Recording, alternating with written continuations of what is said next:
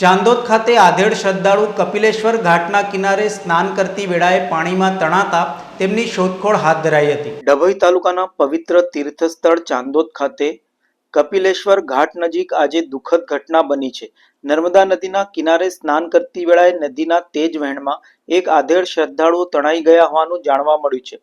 પ્રાપ્ત વિગતો અનુસાર વિજયભાઈ બાબુભાઈ રાઠોડ, ઉંમર વર્ષ 45, રહેતા અમરેલી, પોતાના પરિવાર સાથે વિધિ વિધાન અર્થે લક્ઝરી વાહન દ્વારા ચાંદોદ ખાતે આવ્યા હતા। તેઓ કપિલેશ્વર ઘાટ ઉપર સ્નાન કરી રહ્યા હતા। તે દરમિયાન અચાનક નર્મદા નદીના પ્રવાહમાં તણાઈ ગયા હતા।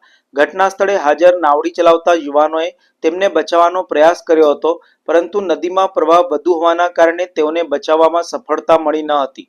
ઘટનાની જાણ ચાંદોદ પોલીસને થતા તરત જ સ્થાનિક તરવૈયાઓ અને હોડી ચાલકો દ્વારા મદદ માટે દોડી આવી તાત્કાલિક શોધખોળ કાર્યવાહી હાથ ધરી હતી। પ્રશાસન અને બચાવ દળોએ શોધખોળ શરૂ કરી છે। દુર્ઘટનાના પગલે ચાંદોદ ખાતે આવેલા વિજયભાઈના પરિવારજનો શોકાંતુર બની ગયા છે।